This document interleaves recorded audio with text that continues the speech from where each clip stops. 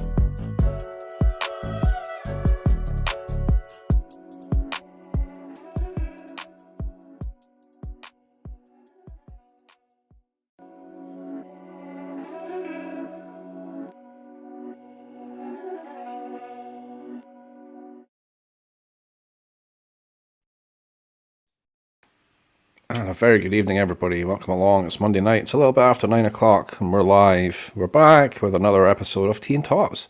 My name is Graham. With me, as always, my good friend Jason. Jason, how are we doing? Doing good. Good to see you. It's been a while. It has been a while.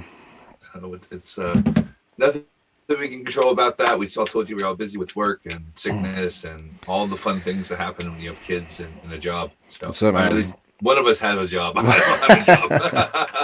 I have too many jobs at the minute. That's my problem.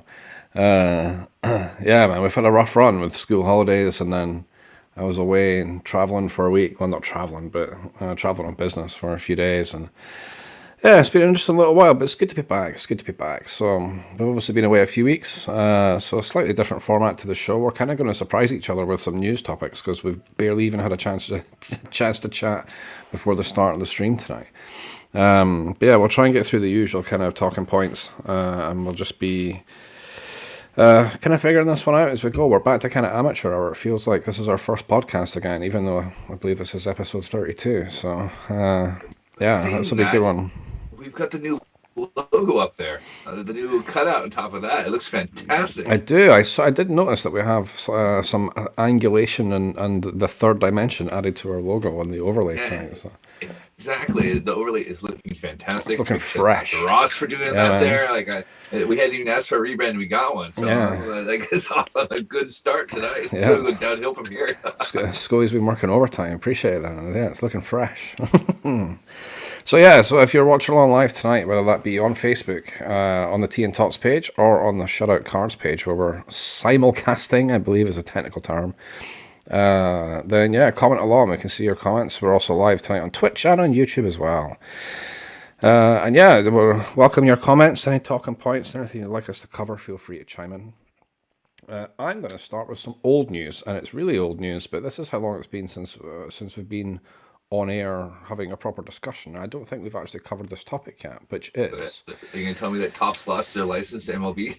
No, yeah, not quite that old. We are slightly fresher than that, but it's on that subject, and it is that the NHL, which was the one holdout from the four major sports in the US, they signed a lengthy extension with the Upper Deck trading card company in the time since our last proper show. So they are the only one of the big four that Fanatics does not control. It's great news. Strange news, did you say there? No, it says great news. It's I'm great all news. for diversification. I'm all, like I said, I'm junk era. So, we're talking, we had Topps, we had Fleer, we had Donruss, we had Upper Deck, and we had Score. You had the five main brands, and then you had a bunch out there. So I'm all about some diversification out there. So, do you think that this will mean that Fanatics buys Upper Deck? ooh. That's my hedge at the moment. There's always been talk since this deal was announced that they're not going to go ahead and buy or whatever else, all this infrastructure to be a trading card company when they can just go out and buy somebody in the marketplace. I think Panini was the favorite for a while because they have quite a wide footprint, quite a global footprint. They also have a lot of other sports that are big outside of North America, like they have all the Premier League stuff for here in the UK. Bundesliga. Oh, well, actually, talks of Bundesliga. I should be careful with that. But yeah, they have quite a global footprint. So they were seen as the favourite. But with NHL not coming on board with Fanatics, in fact, I mean, we don't really know if Fanatics were even in for the NHL. But with them not having the NHL, do you see them buying Upper Deck so they have control over the big four in the States? Personally, I think it'll happen. If I was to hedge my bets now, I would say that'll happen. I think it does happen, but I think they buy Topps first, and they go because it's all owned by MLB, NFL, NBA. Like, yeah, I got a feeling it will happen, but it will be the last domino to fall. Yeah, it could well be. Yeah, it could well be. It's interesting. Like you say, I was kind of surprised, but yeah, in the same vein as you, kind of pleased to hear it as well, because like I say, we should have different options. It'd be a shame if everything was controlled by one. I don't know if the US has such a thing as what we here in the UK call the Monopolies and Mergers Commission, where it prevents things like that happening. So one company can't control everything like that. But it may not even be big enough. It's probably not even in the right sphere. But yeah, I think it's kind of interesting that it is. I still haven't bought my hockey card yet, despite the fact of being Edinburgh's biggest Kraken fan. There you go. I know, right? Scotland's one. There's another guy that's bigger than me like that, but yeah. Yeah, well, like physically, are you? No. I can't even win that way either. I actually have a box of hockey cards sitting here. So the interesting thing about Upper Deck and their hockey releases is that they don't make them available for international purchase until a full calendar year after the release in I'm going to say North America, because I think they have Canadian distributors and they have US distributors, but you can't ship them across the US border until a full calendar year after their initial release. You have people smuggling Upper Deck across the border. Yeah, basically. Yeah, but I mean, I'm assuming that they have distributors in Canada the same way that they have the distributors in the US. So it's not so much. I think it's to stop people from buying it in the US and shipping it to Canada, and therefore protecting the Canadian distributors or the Canadian dealers. That's my understanding of what it is. But of course, the knock-on of that is that most of the places that the regular punter outside of the US would buy from, they can actually get their hands on like hobby boxes and stuff like that, because like the shops physically won't ship them, or they run the risk of losing their upper deck, like being an authorized reseller for upper deck. Right. So yeah, that's kind of interesting. That's probably maybe like the one. I mean, it's not difficult to do. Like I say, I've got boxes sitting here of stuff that released a couple of weeks ago. So Exactly. There's some sort of upper decks maple syrup swap going on. And they say, you're on the Vermont border and you're running cars across the street.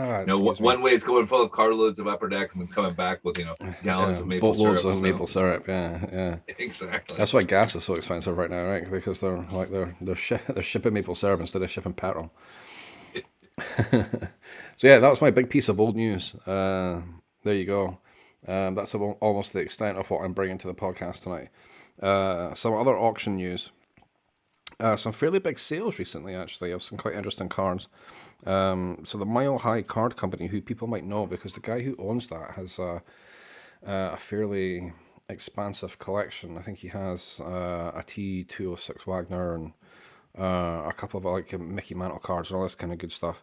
So they had their November sale, and a couple of notables from it. 1916 Babe Ruth rookie, I'll put that in inverted commas because I didn't have such a thing, and a PSA 7, which is quite good condition for a 1916 car, $2.46 million, which is a record for a PSA 7.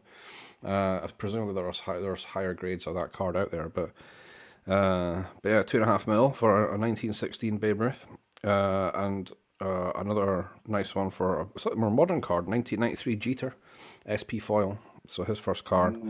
And a PSA 10 went for $369,500, which is a not insignificant sum either for a PSA 10 of that.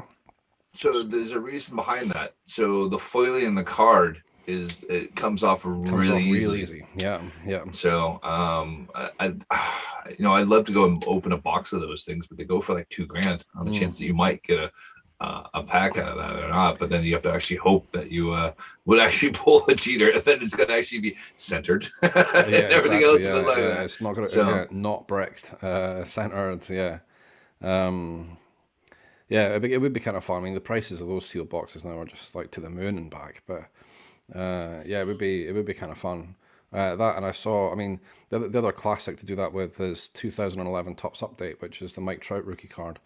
I saw a post on one of the US card groups just today, actually, earlier on today. A guy brought like a retail repack product from Walgreens. Those not familiar, Walgreens is basically a chemist, but they sell repack baseball cards as well. So repack products are usually hobby packs from 3 or 4 or 5 different products put in a box and resold for kind of $20, $25, something like that.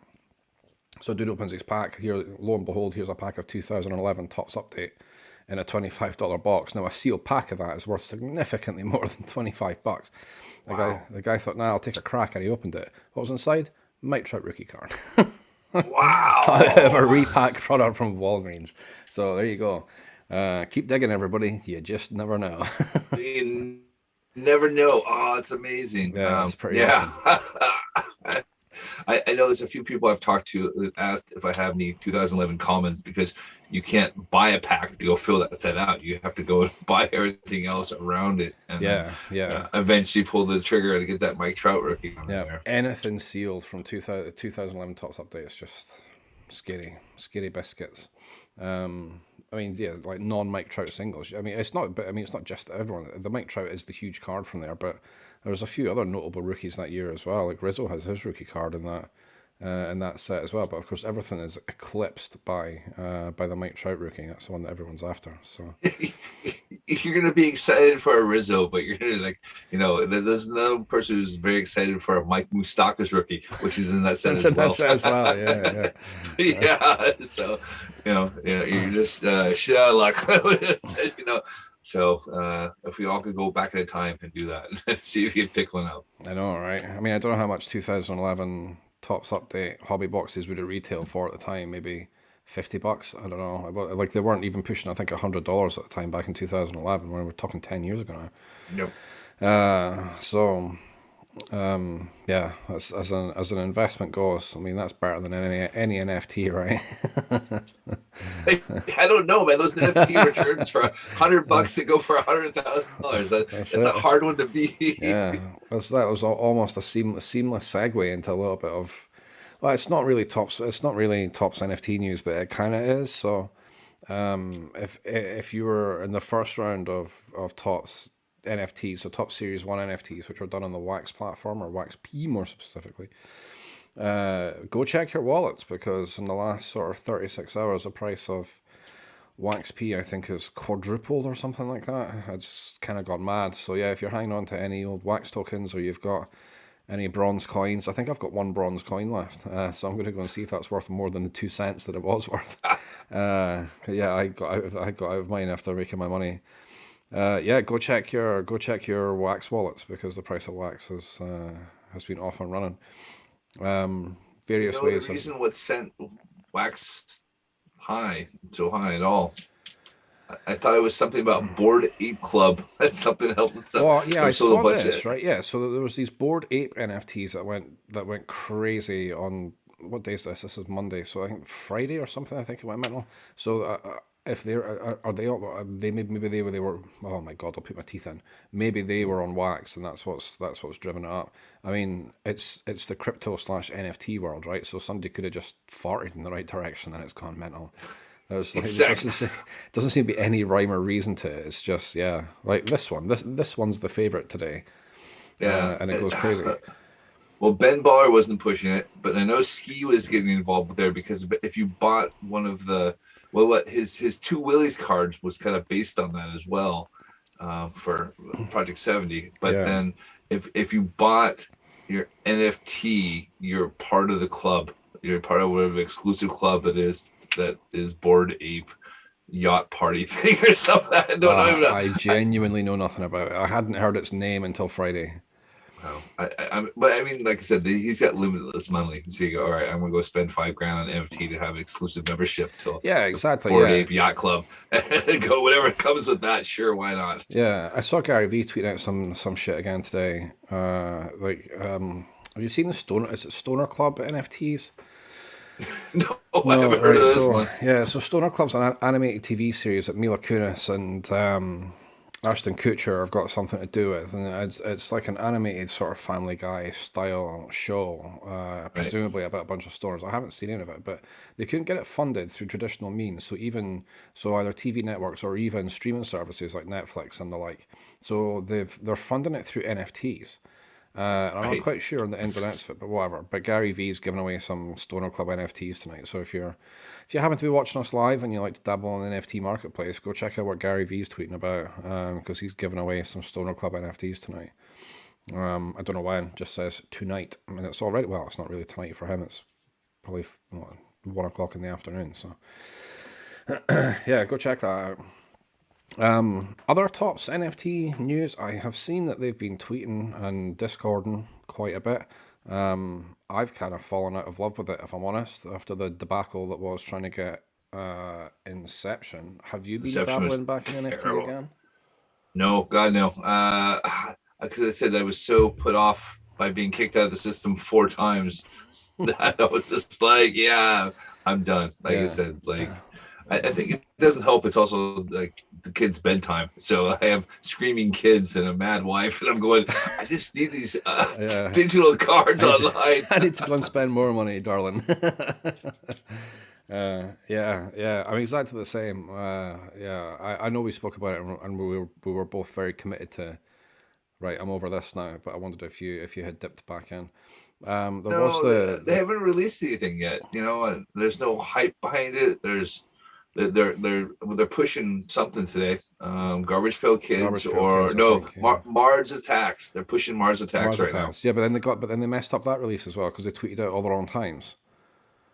So now. like tops are a show just now, right? We'll get onto this because I know we're going to speak quite a bit about Project 70 this week, but and full disclosure, I don't know. I'm not up to speed at all with any of the Project 70 news. Jason obviously is because that's his bag and he loves it. So I'll be very much reacting live to how much of a shit show it is at Tops just now. But Yeah, so they messed up that release as well. Yeah, they're tweeting in Discord and like crazy. Like my phone's still going mad just now because I still have the alerts on for when the baseball stuff was going to drop. But, we did try and get involved in those other Topps NFTs, the candy ones as Yeah, well. those look really cool. They but did look then really cool. So candy was like the oh god, Top Shot. kind of tops now of Yeah, cards. yeah, You know, that's a you good way of can, putting it. Yeah, like Tops now, but it was moments. I guess a lot like NBA Top Shot was. So yeah, we and it thought, oh, was kind this of looked kind of the cool. highlights from the night before. You Yeah, know, they did yeah, the World Series stuff. I thought it was a great idea. yeah, and it looked pretty awesome. And sat in a queue for a little while and got in. I was like, oh, happy days. I was tweeting away and tweeting a storm up, thinking, yes, I'm going to be on the cutting edge of this stuff, and then get to checkout. Sorry, U.S. customers only. Like, Yes, right, I forgot about that. Yes, brilliant. God. Thanks for that. Quite a lot of speculation as to why. Now, it's got beta splashed all over their website when you go to it. I can't remember what the actual website is. I'll look it up in a second. But so I had beta splashed over the website, and I tweeted at them saying, "What's going on? Is this a beta thing, or what is it?" And they replied with a very succinct, "Coming to more geographical areas soon." But then the conversations I was having with some people on Twitter were a lot like, "Well, the EU have these very stringent new laws about loot boxes and things after all the fallout over which game was it within EA that caused all the problems? I can't remember. One of the EA games that lots of people play, and they were opening loot boxes for, and the EU clamped down on it, saying it was gambling. So yeah, some people were speculating maybe it's to do with that. Sales a bit too close to the loot box. Loot box legislation. There's also specific rules in the UK around random drawings, and of course, because you don't know what you're going to get inside of these things, it could be seen as like a random draw, and that has to be licensed as a lottery and taxed accordingly, and all this kind of stuff. Then there's other tax implications, and then throw Brexit on top of this, and plus we're dabbling in a sphere that's very new and very fresh with NFTs and crypto and goodness knows whatever else. So it could just be it's too much at the minute, and the US is slightly easier on the legislation side, shall we say, to do this. Fair enough. Yeah, that's a good point. It is. Which I think surprises we're me more because it's taken so long for the US to properly and legally embrace sports betting, like outside of Nevada and the Indian casinos, I guess, right? I don't know if I can call it that. Native American casinos. You can call them the casinos there because, yeah, it's not. Fuck, I'm going to get cancelled. God almighty. No, I would. I don't know. I guess I haven't been back in 20 years. Yeah, let's not debate this. Everyone I know still calls them Indian casinos there. So, but yeah, I think it's all the fallout of the 1919 Black Sox, and then you had college basketball, and there was the payouts that were out there, and I think having the Raiders in Las Vegas has been a very interesting thing. And we won't talk about Henry Ruggs III because that's a whole other conversation there.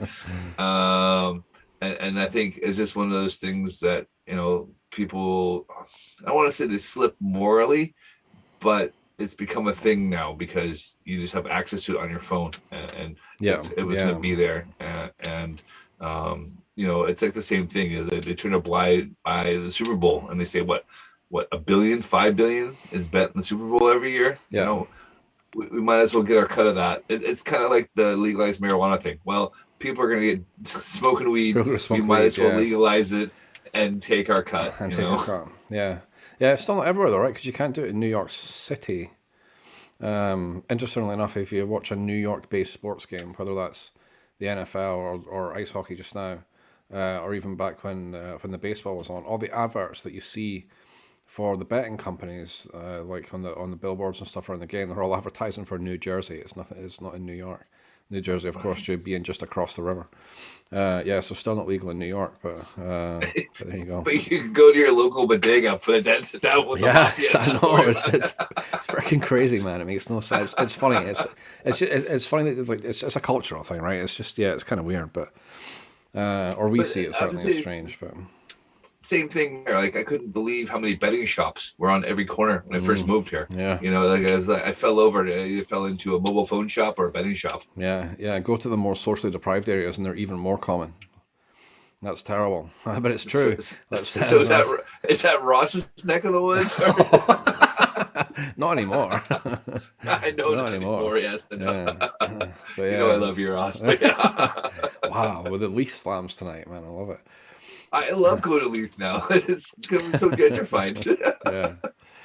All right, cool. That's NFT news. We're both over it. Like I said, I was excited for it. It was something different, but I think with the releases coming out so few and so poorly done over and over again, I'm because I think I think triple threads as an NFT could be cool.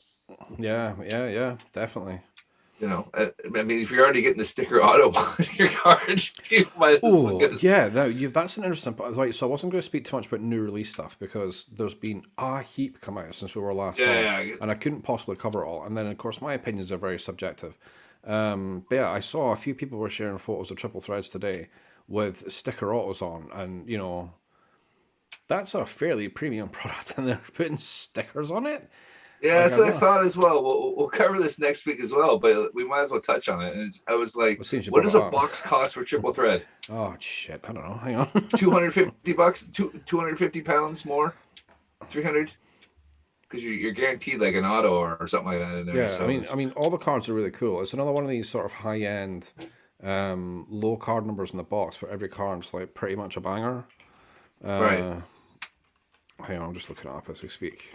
because I that can't the talk and reason I type. ask about it is because that was what was first on Bunt, Yeah, and yeah, yeah.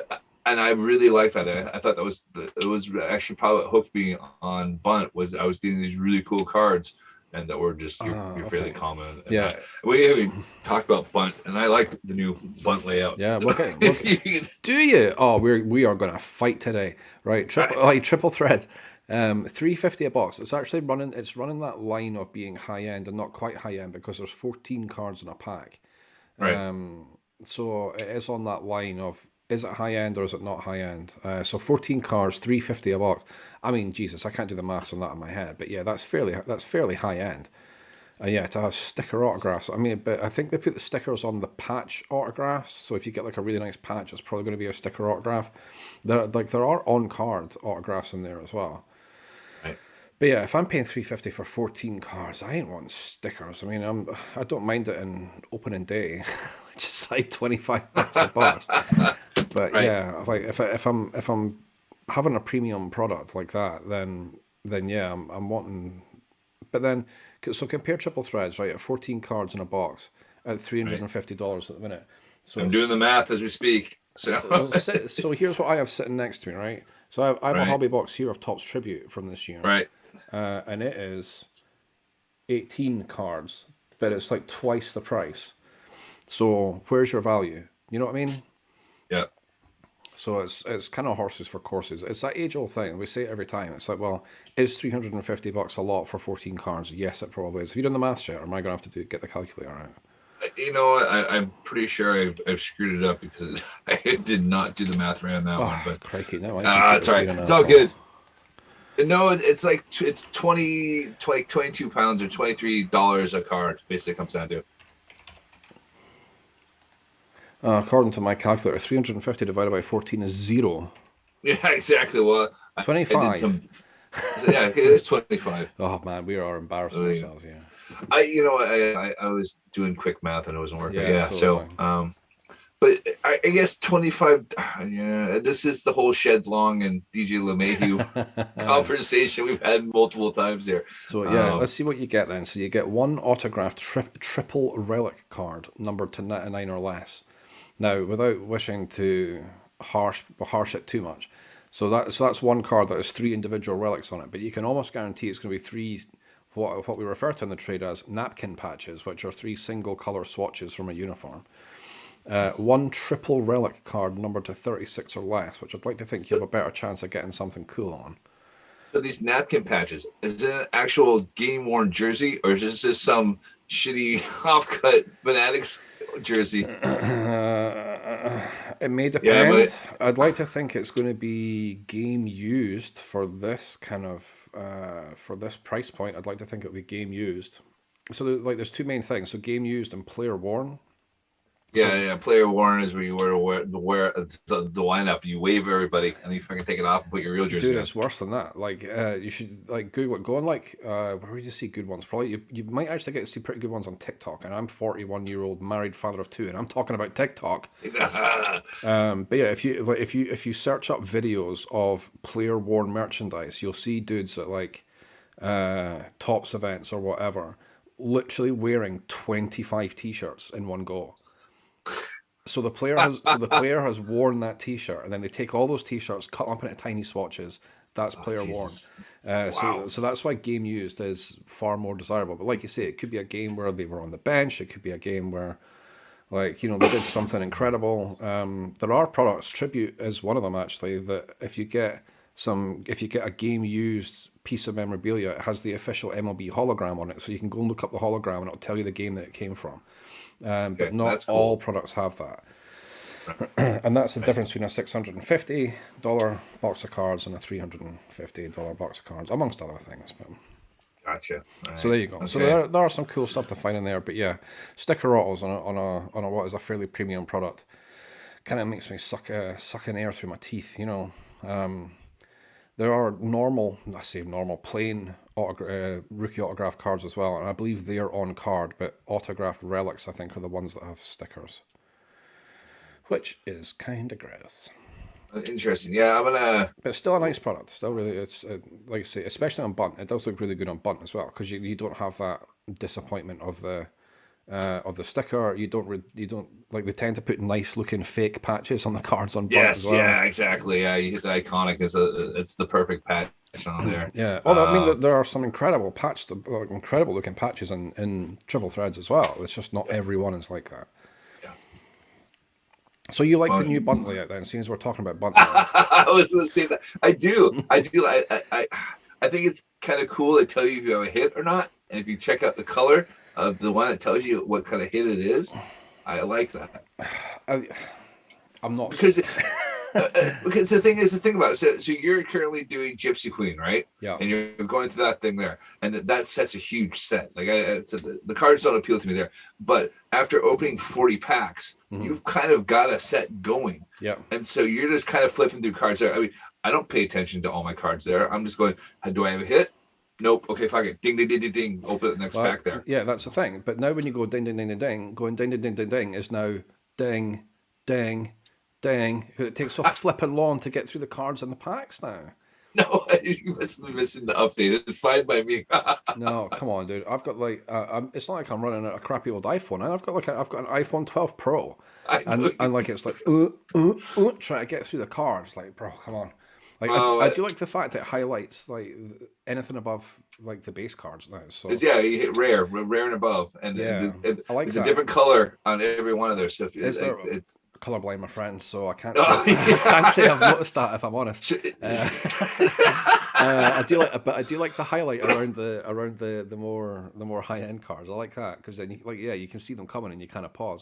I mean, before my pack opening experience was just smash through the pack, then you get the summary at the end, and that's where I'd seen if I'd hit anything cool, or anything new. But yeah, so I do like the fact that it highlights the card. But yeah, I'm finding it slower, like a slower experience, and yeah, I don't know about this new crafting thing they're doing this month as well. Like I managed to craft myself 4 Austin Riley autographs in the first day or something. I don't know what I did.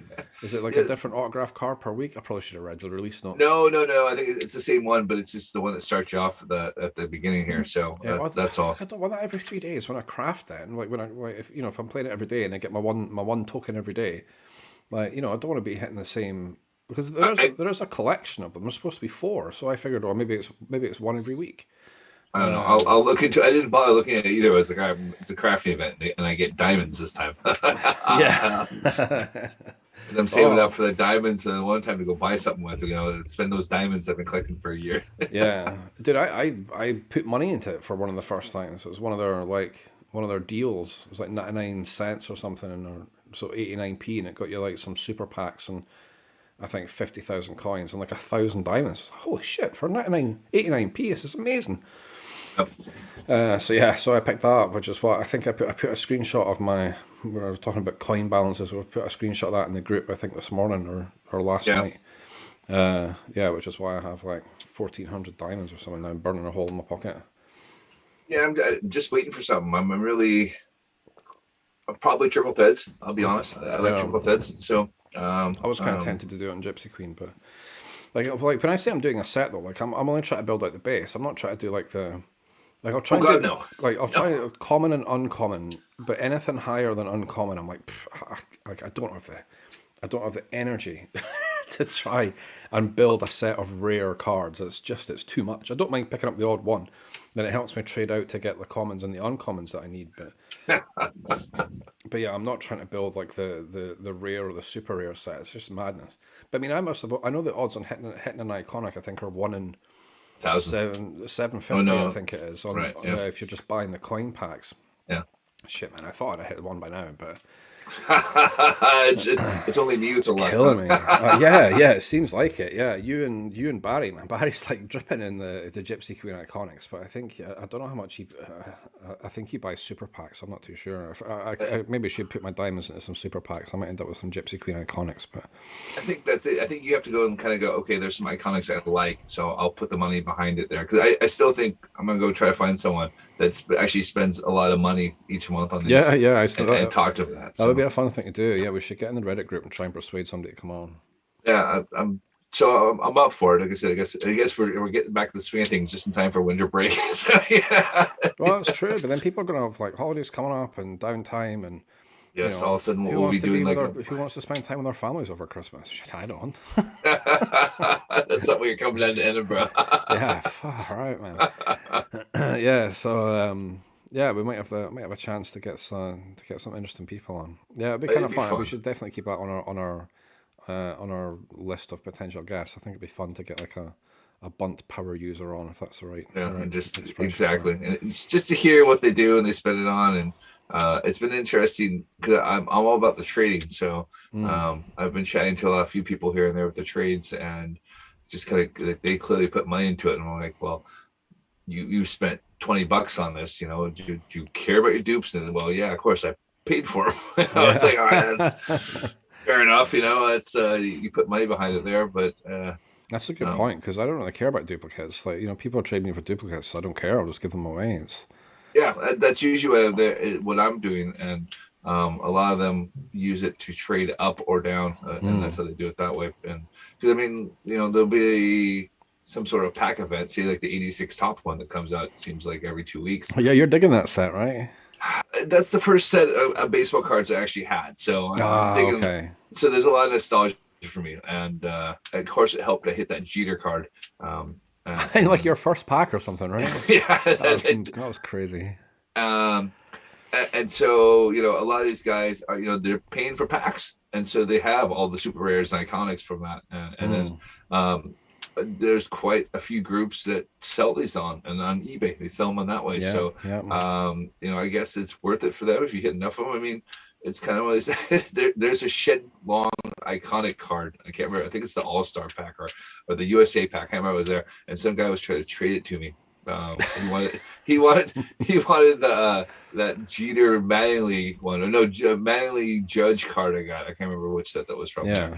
And I was like, look, I'm not going to trade you that card for the Shed Long card. You're not going to be able to pawn that Shed Long card off on anybody. So I was like, I'll trade you a super rare for it. And he's like, he was not pleased with I seem to remember he gave you quite a lot of shit.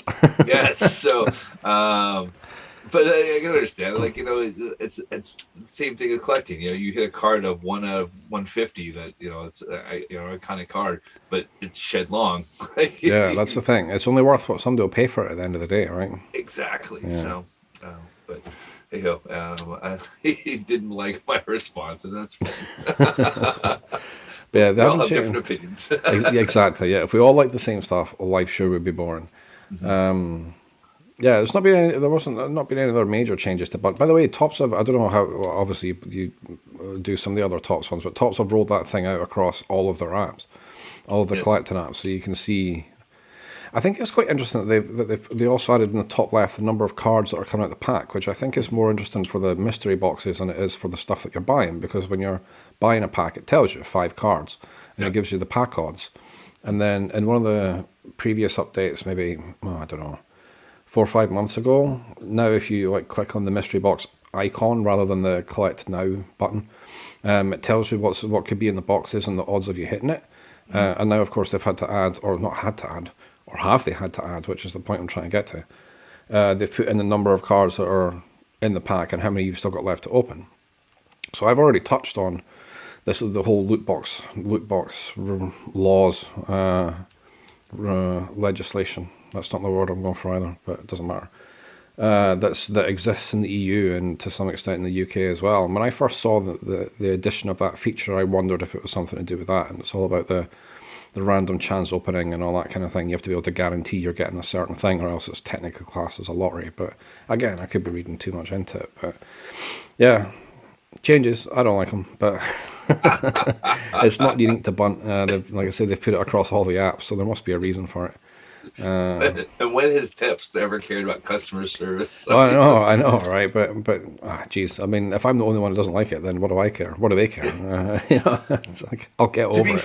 It's a mobile game at the end of the day. Exactly. Yeah. They're the user base will be happy. Yeah. They clearly did some product testing and that. Yes, it's lovely. And so that's what it's going to do. It's kind of like how every movie is just generic now, because you do enough testing to say, oh, this ending's better than this ending, and we like this one, and we'll sell more that way. All right, it's going to hit all of these demographics, so we're happy. Yeah, cool. Which Whatever. Which has also killed every sport movie. That's why you don't see sport movies anymore. Well, that's it, because movie studios just want to make like cartoon movies, not cartoon. Oh, I'll get in trouble from people for calling them cartoons. You know what I mean. Yes, exactly. I had this conversation about board games and table games recently. So. Oh my God, that sounds like a fun night out. Yeah, we had a table game night with a couple friends from basketball, and I was like, okay, so not board games. Monopoly. What, you playing D&D or something? Oh gosh, I'll tell you off the screen there. But one game. Oh God, is it rude? No, it's just it goes into detail. But one game required you to. There's like 7 civilizations, and you kind of went through some cards and went through a turn. And it's more detailed than most people care about the teaandtopps chat there. Well, that's a very good point. That's a very good point. And the other one is you built a spaceship in live time against other people, and then like that. So it was. Yeah, it didn't help. I was drunk, and it was. This does not sound like Trivial Pursuit, and that's like no. That's about as far as I go. Yeah, so it was a lot of fun, but that's what I said. I'll keep the short version of this, and we can talk about the long version about later. So. Cool. All right, then moving on from Topps Bunt to good old Project. Well, we call it Project Shit Show, or we just call it Project 70? It's only really the last month is really coming off the rails there, but it is really come off the rails here in the last month. So multiple conversations we can talk about here, but first off, we'll talk about card number 634, the SoFi Shohei Ohtani. Okay. So have you heard about this? No, I saw the only thing I know about it is that you put up a picture in one of the Project 70 groups of a little, basically a post-it note from Topps. It was like, yeah, this should have been this card, but tough shit, you're getting a refund. Right, so that's what it is. So it's an exact copy of the Japanese manga series, Ace of Diamond, and it's a Japanese baseball themed manga series. Right. And it's an exact copy, except for he put on an Angels hat and an Angels uniform on it. Oh, okay. So they ran into some serious copyright issues with this card. So what you would imagine would happen, because there's a lot of people are going, you know what, I'm leaning into these styles now. They look at Ermsey and go, okay, he's definitely doing this video game or his Pokemon stuff there. So I'll lean into it more. It was just straight. Yeah, I'm pretty lazy, so I'm gonna take this image and then throw an Angels uniform there. So that got pulled. No one knows what's going to happen. The refunds count. So people are getting emails today saying that they will be refunded for that. Mine happened. I happen to get my stuff because I must be pretty close to Topps' distribution center in Florida. Yeah, because they ship Project 70 out of Florida. Right. So I must have been the first one to get that. So when I got my scan that it was in, and then I had like that sticker on there. So I'm really hoping that I get my invoice this time because it doesn't always show. Oh yeah, it's a good point. So Yeah. I can cut that out there, and I'm probably gonna go print that off myself and put it in a Project 70 case. And put that sticker on the backside because it'll be a lot of fun. But yeah, it got pulled. The serious copyright infringement there. Everyone's debating: is it now a series of 1,020 or 19 cards, or is it going to be a series of 1,021 cards? How do you do it? Does Soulfly get another card to do? Is that one less card out of their set? Yeah, because it's going to be a bit weird especially if you were building that set, right? Because you're expecting 20 cards. Exactly. And you're going to have a great big hole. So yeah, it's one of these things. Or are they working with Ace of Diamonds to get copyright to do that? I mean, it's a manga series. How much licensing do you need for a manga series in Japan? Well, I mean, it depends. I mean, that's Japanese cultural art, basically. You're talking about. That's huge. It'd be like, well, I mean, I guess it depends. I guess it depends on the manga itself and how popular it is. But to draw somewhat of a comparison about trying to get something licensed from like Marvel or Warner Brothers, it'd be, I imagine, quite not difficult. It's easy to get things licensed. The difficulty becomes in how much money they want for it. Yeah, I think that's where they're into the problem. Yeah, so I mean, was there a print run release for that card? Ooh. Well, let's speculate it did average sales. So what's an average sale for like not an Armsy right now? Like less like sub 1,000.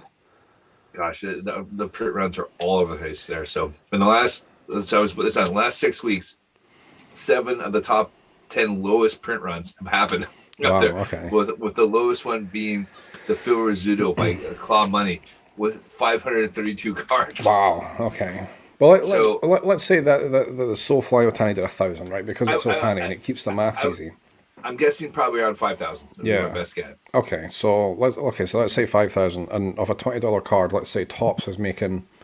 Let's say they're making 10 a card, right? So you've got 5 on distribution and manufacturing, you've got 5 to the artist, right? I'm spitballing here. So they're making. So that would give them 5,000 cards. That would give them $50,000 in revenue. How much is it going to cost? 50 grand or more to license that image to use on that card, or is it going to cost 25 and they're left with 25 and they think, well, is 25 enough? Probably not. So if it was a series where they were making, if it had sold like Griffey Shore numbers, then they might have tried harder to license the image. But if it only did 5,000, they're only making like 20 grand off it, and it's going to cost them 15 grand to license that image. Then why would you bother? Because you're only going to be left with 5 grand. Look at it from a business perspective. Yeah, exactly. I'm trying to see if I can pull up the print right now. Funny enough, it reminds me a lot about the Cleveland Guardians. Oh yes, I just saw this right before we came on air. Right. Well, there's a new update. I haven't heard anything about it yet, but it was just the whole fact that the roller derby team is fighting tooth and nail to keep their stuff going. Yeah. So Guardians merch was supposed to release at 9 a.m. today, and it got pulled exceptionally late. And there was emails sent to the retailers saying it's now delayed indefinitely. And yeah, like you say, the Cleveland Guardians roller derby team filed a trademark infringement, I think, or copyright, or maybe both, against MLB for using the name. So they're not going away quietly. The old roller derby team, and listen, more power to them. Especially, trademark and copyright infringement's a big deal anywhere, but in the States they take that shit pretty serious, right? Yeah, absolutely. There's a lot of litigation going on. A lot of litigation, yeah. So print run for the Otani was 5,848. Oh, good guess. Look at you. You weren't far out at all. I do report on the numbers every day. I kind of have a vague idea of what it is, but it's Otani, so yeah. That. But I'm pretty sure it'll be a matter of economics, and it's just not been. So they might not be able to license the image at all, or if they were offered a price to license the image to use on the card, it's been not worth. It's not been worth it based on however many sales the card did. Probably not. And it was probably one of those things that they were probably printing stuff off anyways. And then they kind of went, hey, you've used my likeness of this image, and now we're going to ask for X amount of money. And they're like, yeah, we'll just cancel it. So, but I'm kind of hoping that because Topps were printing stuff ahead of time to kind of not happen what happened with the cards 90 through 120 and Project 2020, so they can be ahead of the curve and not have printing delays. So I imagine there's probably a few of those kicking out and about. Yeah, that's the thing. It could be like the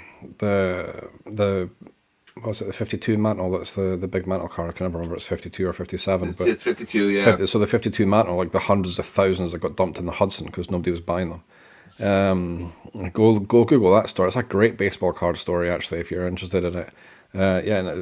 You'd only need to Google like 1952 Mickey Mantle Hudson River, and you'll read the story. But basically, Topps couldn't shift those cards for love nor money, so they floated them down the Hudson and fricking just pushed them in. Boxes of them. Unbelievable. Willie Mays and Jackie Robinson. Yeah, just crazy. Yeah, that's a great read if you. If you want some baseball card related reading, that's a fun story. So those things are probably floating around. Topps employees probably have them, and you never know, a few might appear on the black market somewhere. But they'll just destroy them. You probably say they're going to destroy them, but those things always seem to kind of float out and about somewhere. Someday will get a box out. Whoever's working at that printers in Florida, they'll be able to get a box out. Exactly. So I just want to make sure I get my shipping invoice, and I'm going to create my own card. Yeah. Put that shipping invoice, that sticker right in the back of that card there, and maybe I'll get some foil and I'll foil it myself. Yeah. It'll be interesting, like you say, to see if they're going to replace it or just pass it by, or like you say, let Soulfly get a shot at another card, or. Yeah, it's interesting that they've already, because if they'd seen this problem coming, they just could have pushed it back, and I'm sure that they would have had another card in the chamber they could have released on that day.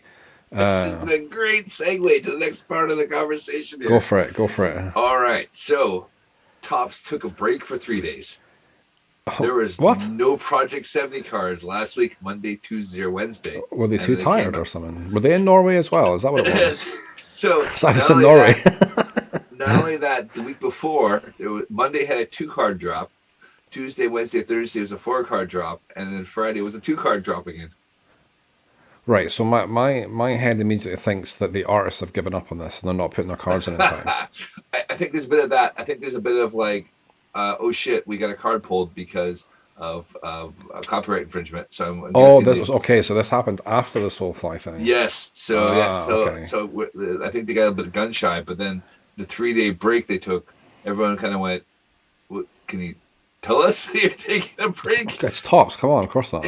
Yeah, of course not. But after I think the Wednesday, they said, look, the cards will be back tomorrow. So like that. So I think they're going through a more stringent process of vetting the cards to make sure that they don't run into any more copyright infringement. But it was just an interesting thing because we had 2 Crayolas the same week. So it was like, okay, that's fine. Like he had a drop on Monday and a drop on Friday. So I think they're kind of like, okay, well, I think 4 cards a day was probably their downfall. They should have kept it at 3 and stretched out and let the artists kind of have more time to do stuff. But then I guess it doesn't allow that kind of Topps now mentality that you kind of see with Blake and Keith Shore. And I don't know if you saw he and Lauren and stuff, because they you can sort of see the ones who like put their cards in advance and the ones who are, like you say, are more kind of living in the moment. Yeah, because I think it's, if you're an illustrator, I mean, you look at, say, I think Sean Witherspoon's example I give that he did his months ago. Yeah. He runs 3 large vintage clothing shops, not to mention he does his own shoes. Like, if he sold 500 cards, he's got other stuff to do. Cards. Yeah, I mean, Bobby Hundreds, like I said, he made, what was it, that $5 million one weekend selling NFTs? Yeah, that's true. He's not going to come close to that on all his cards combined, and then multiply it by 10. It's not going to happen. I can see why they don't care. I don't want to say they don't care, but if I have an opportunity to make $5 million by creating some NFTs, I'm going to create some NFTs. Yeah, exactly. Yeah, yeah. And we're your favorite artist, Action Bronson's. He's alive. He's touring. I saw, but he's not had a card out for like 3 months or something, right? No, and somebody brought, I think it was like it was the Manly foil. They had pulled it back to a concert, and then he signed it live on stage. Well, that's pretty. See, that's pretty cool, right? So he's obviously still invested in it, but yeah, what's going on? The longer this project goes on, the more it feels like maybe the question we need to start asking is: are we actually going to make it to the end? Is it going to get across the line? Like I say, well, maybe not technically now with the Soulfly Otani being essentially in the bin. But is it going to get there? Because like taking 3 days off and then having days of 2 cards and not 4, like that's pushing you back another week essentially. So I did the math, and if you were to, the whole set, if they don't take any breaks, and that includes Thanksgiving and Black Friday, and Christmas Day, and Boxing Day, and New Year's. Boxing Day, yeah. It was supposed to finish. I think it was like the 10th of February. So this pushes this. So I'm assuming this is going to be pushed back till early March. Yeah. So spring training, basically. Basically, and when they launch Project 22. I think they must. Surely, God, they must be burnt out from this one. Who knows? I mean, but look at the way it's going, though, right? Because we've seen so this project and Project 20. Is that what it was called? No, 2020. Project 20 and Project 70. They've been hugely beneficial for a small number of artists that have been involved in both these projects, right? Right. And now we're seeing that Topps are embracing them into some of their wider products. So Lauren's obviously got her Topps X Lauren Taylor set coming out at some point.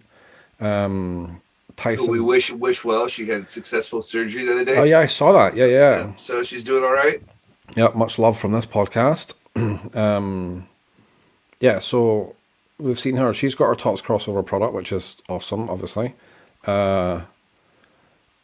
Tyson Beck's been embraced across the products, and he's doing exclusive sets and doing art for sets like Topps Fire, and I'm sure he had a Topps X as well, but he's done a bunch of stuff across different product lines as well, not just baseball. So he had soccer stuff, and I think he did some F1 stuff as well.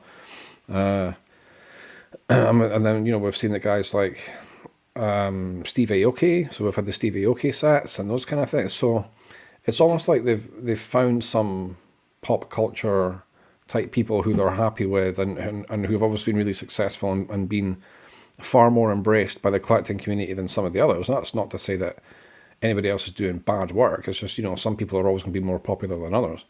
So it's like they've found these people, and now they'll maybe carry on with them to do different exclusive products rather than doing a full-on, like the same thing, like Project 2020 or Project 70, where it's, exclusive cards dropped every so often and it goes on for months and months and months. It feels like they'll maybe just focus in on a few artists and have them do exclusive sets, like online exclusive sets. Yeah, I mean, Snoop wasn't going to do another card. Oh, God, how many cards has he done?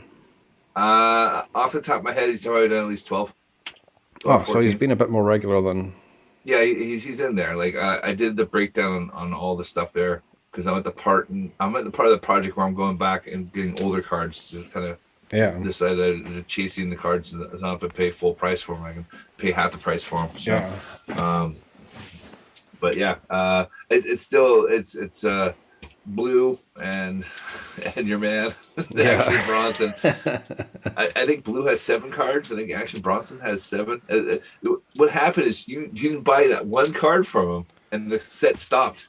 So I blame you. It might be. Maybe it is me. Yeah, I missed that one. I missed one card. I had to buy off one eBay. Card. That was the straw that broke. And that was the last back. one. Yeah, far out. Maybe it is. Yeah, after me being his biggest fan for so long.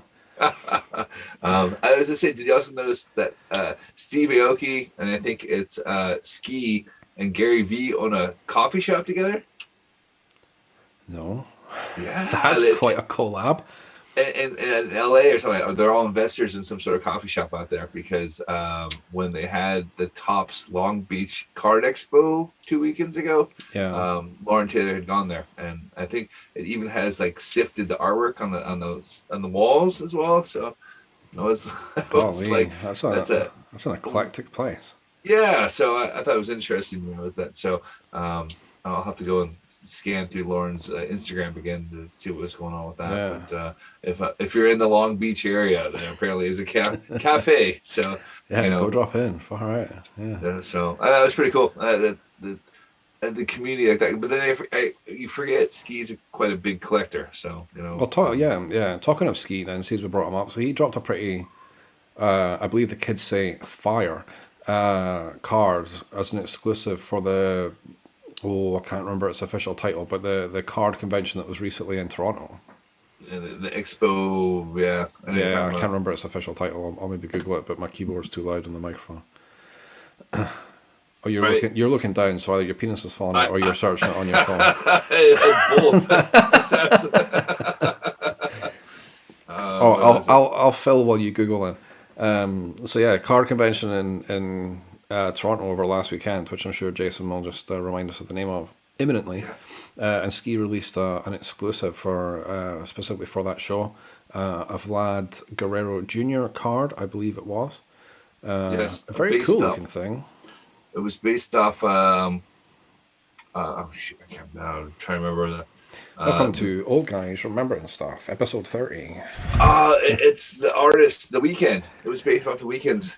Oh, that makes sense because he's from there, isn't he? Yes, so it was a sports card and memorabilia expo. 'Cause There you go. Yeah, if you need a more generic name than that. that's funny because I remember I had a shit name. That's why I think that's why I couldn't remember what it was. I said, Yeah. oh, Oh, yeah. Sport card and memorabilia expo. There you go. Just saw it. Yeah. Canada's largest sports card and memorabilia expo. I mean, it's accurately named, if nothing else. It doesn't stick in the mind. But. No, it doesn't. So yes, so he did release a card there. I don't. So I thought I saw something about 300. I don't know if that was 300. Something like it was either a day. 300 or 399, I think, but it was super limited. Yeah. Yeah, and you had to go find Ski's eBay one. So I meant to go look before the show started to see if I could put if they're anywhere on eBay yet or not. But I know he was signing them. So Yeah, because he was at the Beckett booth, I believe. Let's have a little look on eBay. But yeah, he was certainly there, like as a personality with one of the booths. I think it was Beckett, because I'm pretty sure he was at the Beckett booth at the National, so it would make sense that he was there. yeah, so that was pretty cool. So apparently he's doing all these things with eBay. So they're giving out free cards. Oh, speaking of that, I almost forgot. So not only did we talk about the special cards, Topps Distribution Company sent out the Kirby Puckett special cards that you were only supposed to be able to get by going to the Twins game on the whatever championship reminder 35 years ago of when they won the World Series. If you went to the game that day and you spent $100 in the team store, you were going to get the DJ Ski Kirby Puckett companion card that went out with his Prince card that he did. Okay. So I don't know if it was a limited number or not there, but the distribution company sent out 70 foils to people. Or I don't know if they're foils, but 70 companion cards to people. And then this is the kicker, right? They realized they screwed up. People got an email that said, "Hi, you were not supposed to receive this card. Please send the card back in, and when the card is sent back in, you will get $100 credit to your account." Wow. I wonder if people are sending them back. No, God, no. And like I said, so yes, so that's kicked off last week. Yeah. I imagine it'd be worth a lot more than $100. Exactly, and that's kind I'll of search that in a second. So I've done go on, sorry. I was saying, so you figure if you hit a foil card, you're gonna get probably at the minimum $70 for your foil card. I've seen. I should have been on. I'm really good at it. The Jeff Weaver Crayola card went for $25. But it's Jeff Weaver Crayola. Like I said, it's not a hugely popular card. But of course, you hit someone popular. You hit say anything by Pardee. You can just basically ask whatever you want for it. So $100 seems kind of like, oh, my bad. This tells me Topps doesn't actually know the value of their own product. Yeah, that's true. Yeah. I would say, okay, $250. I might be like, okay, that's That's a lot of money.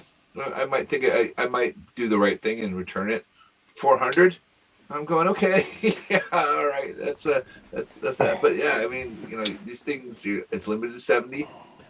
People weren't supposed to get them. They're not going to return them. Yeah, exactly. Yeah, I don't think I would.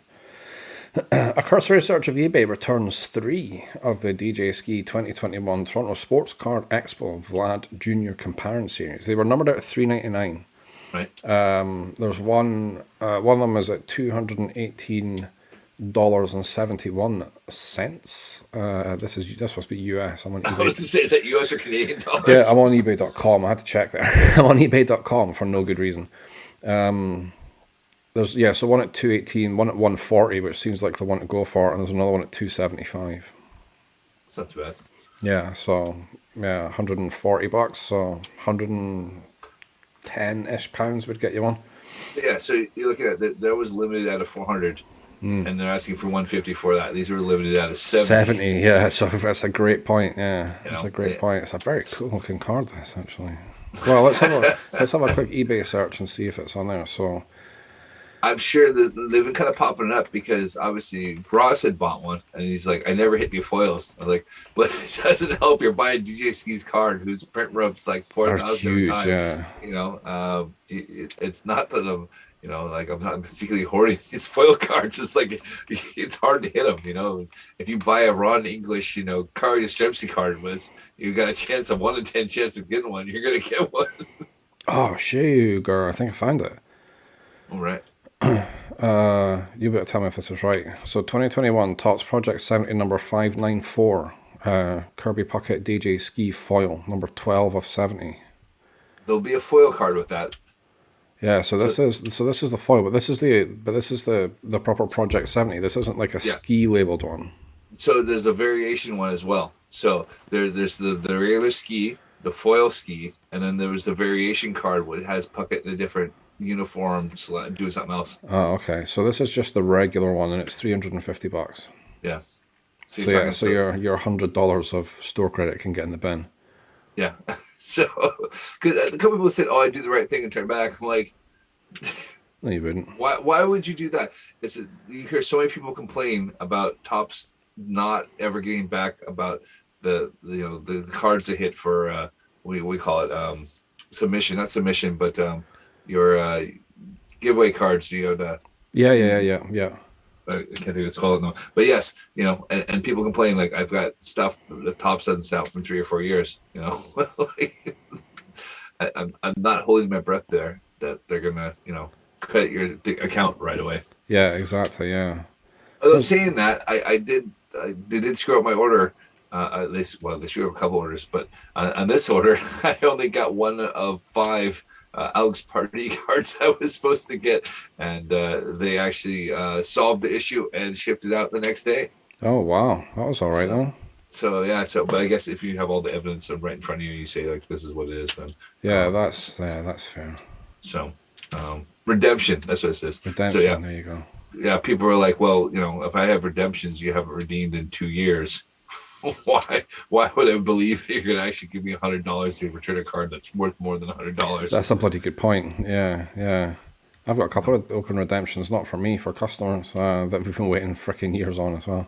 Exactly. So even requesting replacements, trying to get a replacement for one of these redemptions is impossible. Like, so the customer was like, screw it, I'm not going to wait for it anymore. So when you get a redemption card, you redeem it, and then if the player returns the card, you get the card.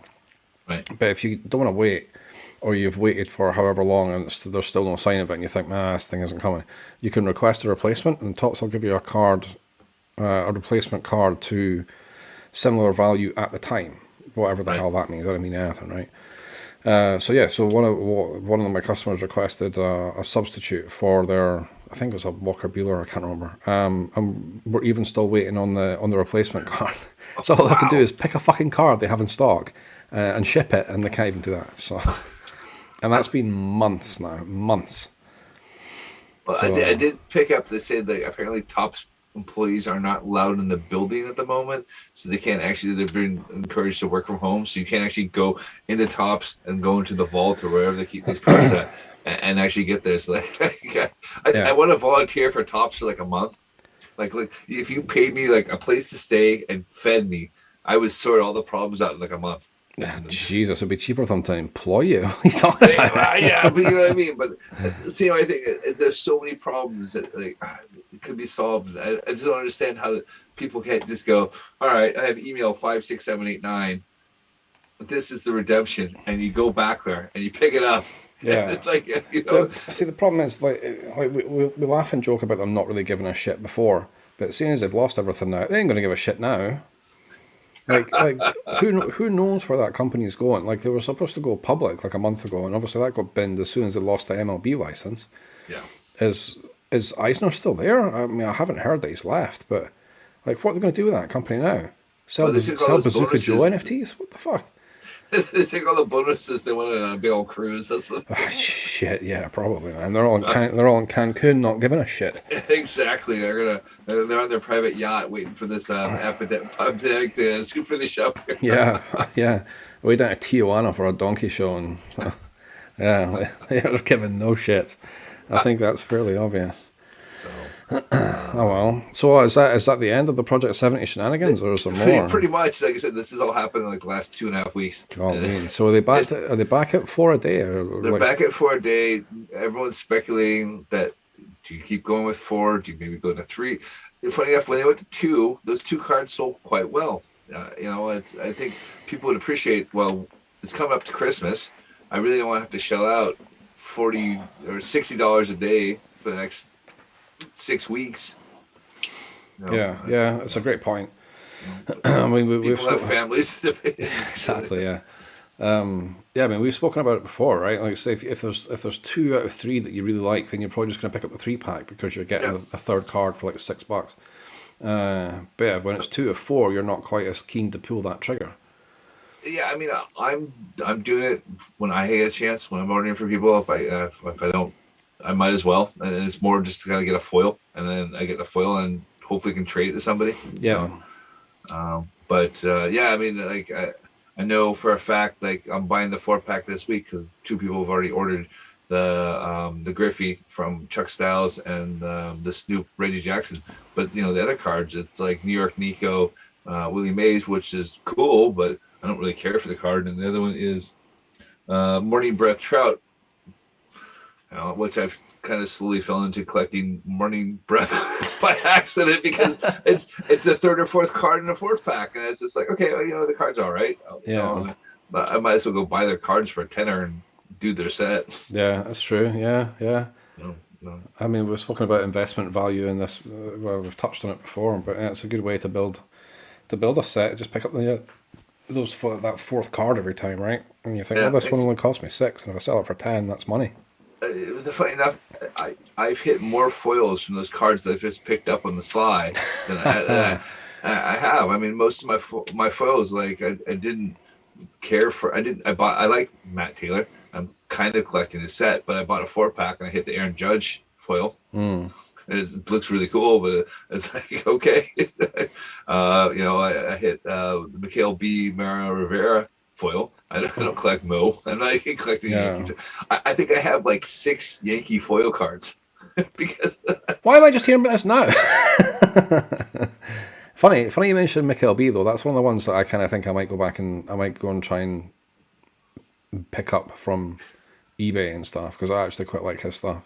So this is obviously, I'm checking all the values from more sales and eBay sales, kind of keeping track there. With the sales plummeting so much that if you don't mind paying full value, you can still pick it up there. You still have to pay the shipping. You can't get it. Yeah, of course, yeah. But it's because I've had a couple customers said, I just found out about this project. I'm like, dude, we're 700 cards in. What have you been doing the last year? Yeah. And I'm like, great. He's like, can you pick up these cards? I said, well, yes, but the problem is I can't get these from, say, one eBay seller. I can't get it from one guy who's doing the same thing as me, who buys a 4-pack and then sells the other off to fund his other purchases. It's like, when you have print runs of, steadily under 800, no one's buying 4-pack of cards. Going, I'm able to sell these at a 3. Yeah, that's true. Yeah, so if you are going to sell them, you're just going to keep them and sell them for retail. Yeah, yeah. I mean, I wouldn't mind going back and hoover them up for $20 each or less, and then, because then it's like, well, if I decided at the start to build the set, I'd probably been paying $20 a card anyway, or in my mind I would have been committing to $20 a card. So, to go back and pay that to build out a set, and if I get the odd 1 or 2 at less than that, then you feel like you've got yourself a bit of a bargain, right? But yeah, I mean, just because it only sold like 400, not very many people are collecting them, that doesn't mean to say that you should be able to pay $5 for them. It's like, well, you should have bought them at the time if that was the case. It's like. So then you run into the problem we had the week of Mookie, where Mookie Betts had 6 cards out during the week. Well done, Topps. So yeah, it was one of these things where they kind of went, "What are you guys doing?" Like, you literally could have gone, God, can you have? I think one day it was like 2 Mookies and 2 Aaron Judge in the same 4-pack. Was that the week of the World Series where we were speculating that?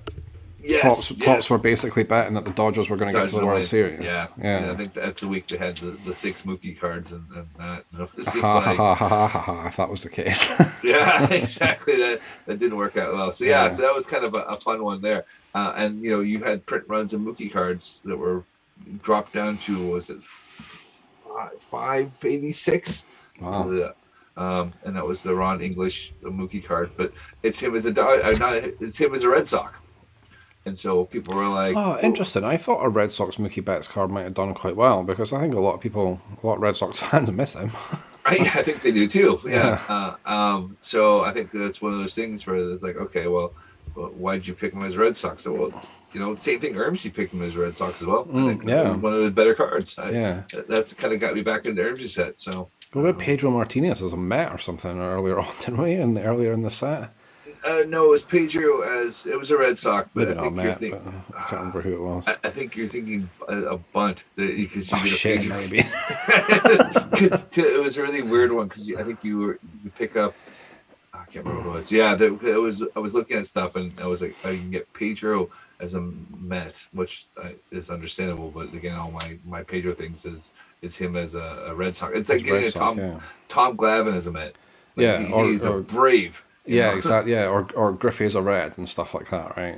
Yeah, exactly. Yeah. All his good years there. So, who knows? But I think people are just going, well, we've just had 5 Mookie cards. I don't need a 6th Mookie card. No, it's a very good point. So. All right, excellent. Well, it's been great to be back. We managed to get through the hour, and we've covered some pretty decent ground as well. We did, yeah. Not bad considering it was just like, all right, what do we get nuts? I couldn't. I felt physically sick at the thought of having to cancel on you again. I was like, no, we've got to do it. I got to get back in the habit of doing it. I was finding it was too easy to find an excuse sometimes. But yeah, things have been pretty mental. I mean, last week couldn't be helped because I was in a different part of the world from where I normally am. But yeah, it's been good. It's been good to get back. Good to get back into it and get the conversation flowing again. So yeah, let's round it up there. I think because it gives us some space to cover over the next few weeks. So let's see about getting some guests and stuff back lined up again and that kind of thing as well. But we can do some updates on that. But yeah, continue to follow us on social media, especially if you're into the whole Project 70 thing. Jason tweets out a lot from the teaandtopps Twitter account about the print runs. We're doing it on Instagram and stuff as well, so you can get us on there. Facebook, we're just at teaandtopps across the social media landscape. Apart from TikTok, we're not quite ready for doing dances and stuff yet, are we?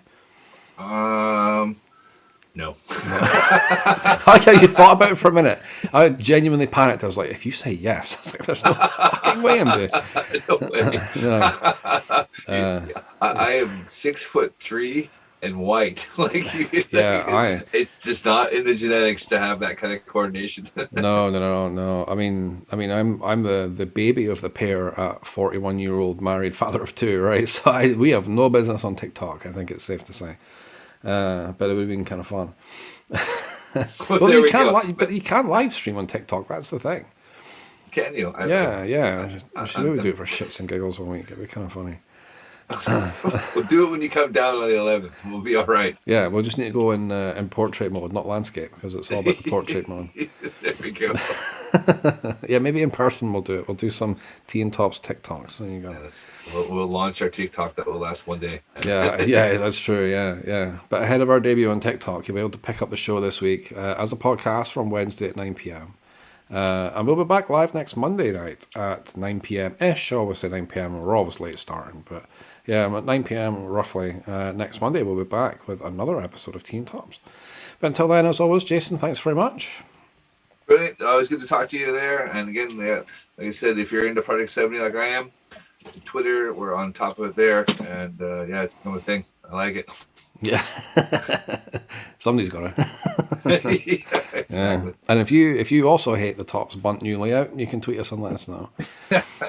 So yeah, until next Monday then. Thanks very much for joining us, everybody. Stay safe, take care of yourselves, and we'll talk to you soon. Have a great day. Bye.